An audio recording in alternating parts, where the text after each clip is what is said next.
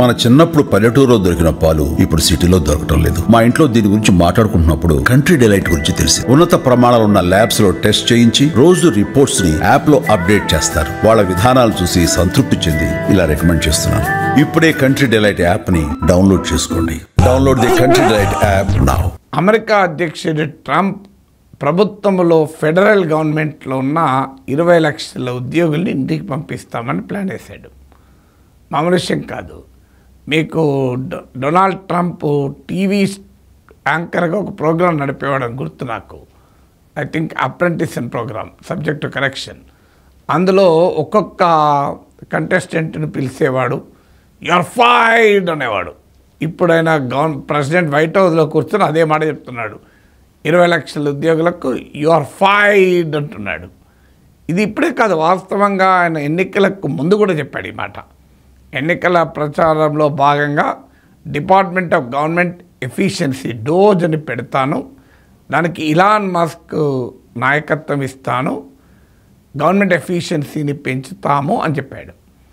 Dose అనేది తనకు అత్యంత ఫేవరెట్ కార్యక్రమము అని ఇండికేషన్ ఇచ్చేలా తన ఫేవరెట్ క్రిప్టో కాయిన్ పేరు పెట్టాడు, డోజ్ అని. సో ట్రంప్ అధికారంలోకి వచ్చిన ఫస్ట్ డేనే డే 1 సైన్ చేసిన ఆర్డర్లో గవర్నమెంట్ ఎంప్లాయీస్ రిక్రూట్మెంట్ పైన ఫ్రీజ్ విధించాడు. అంటే కొత్తగా ఎవరిని రిక్రూట్ చేయను అని ప్రకటించాడు.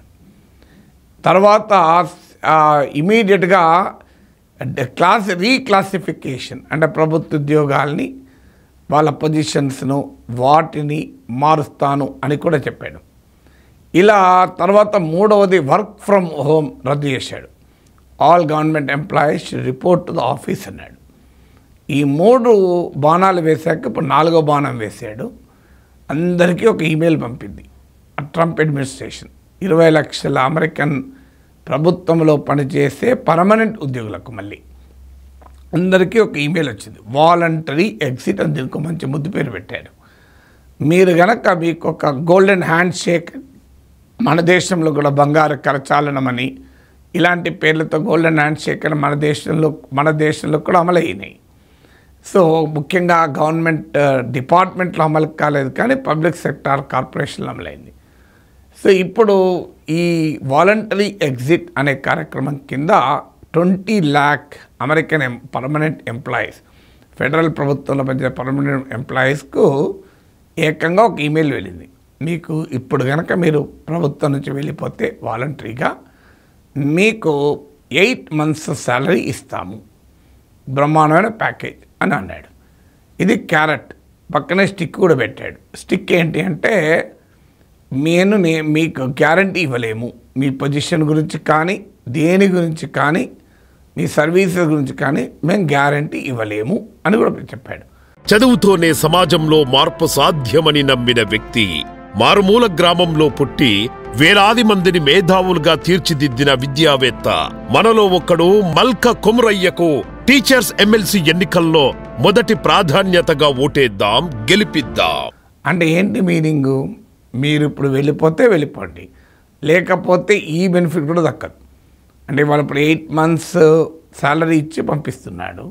ట్రంప్ ఇండైరెక్ట్గా ఏం చెప్తున్నాడంటే మీది గోల్డెన్ ఆఫర్ వదులుకుంటే రేపు ఏమీ శాలరీ ఇవ్వకుండా ఇది నష్టపరిహారం కూడా కంపెన్సేషన్ కూడా ఇవ్వకుండా పంపించేస్తాను అని ఇండైరెక్ట్గా ఒక మిసైల్ వదిలాడు వాళ్ళ మీద. మీ పొజిషన్కు నేను గ్యారంటీ ఇవ్వలేను, మీకున్న ఫెసిలిటీస్కి నేను గ్యారంటీ ఇవ్వలేను అని. సో చాలా క్లియర్గా చెప్తున్నాడు, now take it or leave it. ఈ అవకాశాన్ని తీసుకొని 8 నెలల జీతం తీసుకొని వెళ్ళిపోండి. మరి దాంతోపాటు ఆర్డర్తో పాటు ఒక డ్రాఫ్ట్ రిజిగ్నేషన్ లెటర్ కూడా పంపించాడు. మీరు ఏం చేయాల్సిన అవసరం లేదు, దానిపైన సైన్ చేసి రిజైన్ అని ఒక రిప్లై ఇస్తే చాలు. రిజైన్ అని ఒక రిప్లై ఇస్తే చాలు, నువ్వు ఏం చేయాల్సిన అవసరం లేదు. సో ఇప్పుడు వెంటనే నెక్స్ట్ డే ఈమెయిల్ రిప్లై ఇచ్చిన మరుక్షణం నుంచి లీవ్లో ఉండొచ్చు. 8 months శాలరీ ఇస్తారు, క్లోజ్ అక్కడికి. ఇలాంటిది ప్రైవేట్ సెక్టర్లో కొత్త కాదు. హైర్ అండ్ ఫైర్ పాలసీ అంటారు, మాస్ లేఆఫ్స్, రిట్రెంచ్మెంట్స్, ఇవన్నీ మీకు ప్రైవేట్ సెక్టర్లో కొత్త కాదు. ఇక్కడ కూడా మీకు ఇలాన్ మస్క్ ముద్ర కూడా కనబడుతుంది. ఆ ఈమెయిల్ పెట్టిన టైటిల్ కూడా Elon Musk Twitter take over చేసినప్పుడు ట్విట్టర్లో కూడా ఇలా ఉద్యోగులను తీసేసినప్పుడు సరిగ్గా ఇదే రకమైన మాట అన్నాడు. అదే వర్డ్ ఇప్పుడు కూడా ఈమెయిల్కి హెడ్లైన్గా పెట్టారు. అప్పుడు కూడా ఇలాన్ మస్క్ చెప్పింది ఇదే, మీకు ఐ థింక్ 2 months 3 months ఇస్తానన్నాడు. ఈ 8 months ఇప్పుడు ట్రంప్ చాలా ఎక్కువ ఇస్తున్నట్టు లెక్క. ప్రైవేట్ సెక్టార్లో ఇలాంటి కామన్ మాస్ లే ఆఫ్స్, రిట్రెంచ్మెంట్లు, బెంచ్ మీద ఉండడు, ఇవన్నీ కామన్. అమెరికాలో కూడా చాలామంది ఈ గవర్నమెంట్ జాబ్ పోరు, చాలా కొంత పీస్ఫుల్ లైఫ్ ఉండాలి అనుకున్న వాళ్ళు వెళ్తారు. నాకు తెలిసినంత వరకు గవర్నమెంట్ కన్నా ప్రైవేట్ సెక్టార్లో చాలామందికి ఎక్కువ ఇన్కమ్ వస్తుంది. పర్మనెంట్ ఎంప్లాయీగా ఉంటేనే తక్కువ, వాళ్ళు అవర్లీ పేరోల్స్ మీద ఉంటే ఇంకా ఎక్కువ సంపాదించవచ్చు కాంట్రాక్ట్ పైన ఉంటే. కానీ కొంతమంది రకరకాల స్టెబిలిటీ కొరకు, పీస్ఫుల్ లైఫ్ లీడ్ చేయడానికి, వర్క్ లైఫ్ బ్యాలెన్స్ కోరుకున్న వాళ్ళు ఫెడరల్ గవర్నమెంట్లో చేరుతూ ఉంటారు. సో ఈ ఫెడరల్ గవర్నమెంట్లో చేరిగా పర్మనెంట్గా ఒక ఇల్లు కట్టుకుంటారు, అక్కడ సెటిల్ అవుతూ ఉంటారు. సో ఇప్పుడు ఈ 20 లక్షల మందిని ఇంటికి పంపించే కార్యక్రమం ట్రంప్ తీసుకున్నాడు. అయితే ట్రంప్ ఇచ్చిన ఆఫర్ను 2 million American federal government workers use చేసుకుంటారా అనుమానమే. వివిధ రకాల ఎక్స్పర్ట్స్ చెప్పేది ఏంటంటే ఒక 10% అయినా ఇమీడియట్గా ఈ వాలంటరీ ఎగ్జిట్ స్కీమ్ను అవైల్ చేసుకోవచ్చు అని. అంటే సుమారు 2 లక్షల మంది ట్రంప్ ఇచ్చిన నోటీస్కి రెస్పాండ్ అయ్యి ఉద్యోగం వదిలేసి వెళ్ళిపోవచ్చు అని. దీనివల్ల $100 billion, $100 billion అంటే 10,000 కోట్ల మిగులుతాయని అంచనా. గవర్నమెంట్ను లీనర్ గవర్నమెంట్ అంటే చాలా గవర్నమెంట్ పాత్ర ఉండకూడదు ఎకానమీలో, బిజినెస్లో ఎక్కడ గవర్నమెంట్ పాత్ర ఉండకూడదని రిపబ్లికన్ కన్జర్వేటివ్ ఎకనామిక్ ఫిలాసఫీ చెప్తుంది. So government should be a facilitator, business and industry వాళ్ళ ప్రయోజనాల్ని కాపాడేందుకు ఒక ఫెసిలిటేటర్గా గవర్నమెంట్ ఉండాలి.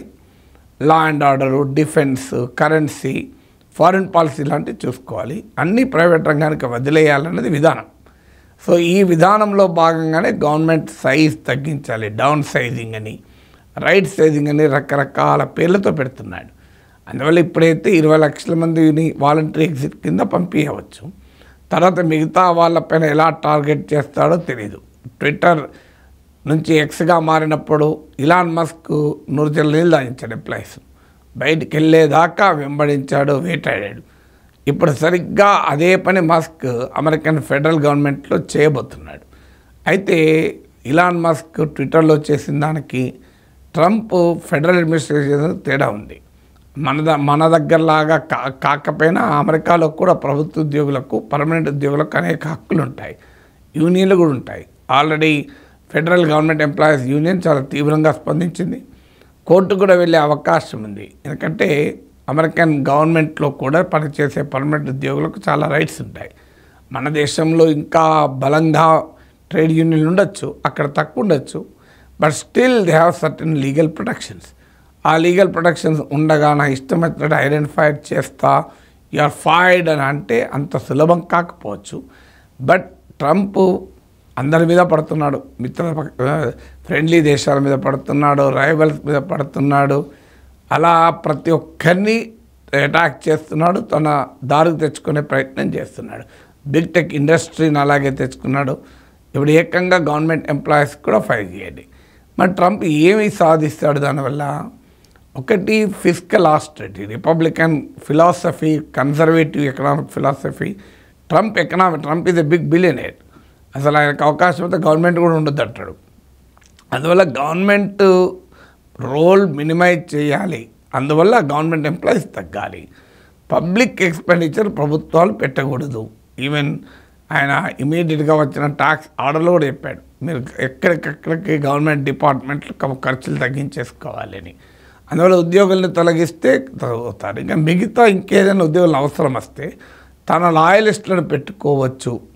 తాను ఏ ఆర్డర్స్ ఇచ్చినా దాన్ని ఇమ్మీడియట్గా ఫాలో అయ్యేవాళ్ళు. ఇది లీగల్ కాదు, ఇది కాన్స్టిట్యూషనల్ కాదు, ఇది మారల్ కాదు, ఎథికల్ కాదు అని రివర్స్ ఉండకూడదు. తన లాయలిస్టులను గవర్నమెంట్లో నింపుకోవాలి అనే ఒక ప్రయత్నం కూడా ఇందులో జరుగుతుందని అంటారు. బట్ ట్రంప్ ఎవరి మీద ఎప్పుడు పడతాడో తెలియదు. ఇప్పుడైతే ఇమీడియట్గా అమెరికన్ గవర్నమెంట్ ఎంప్లాయీస్ మీద పడ్డాడు.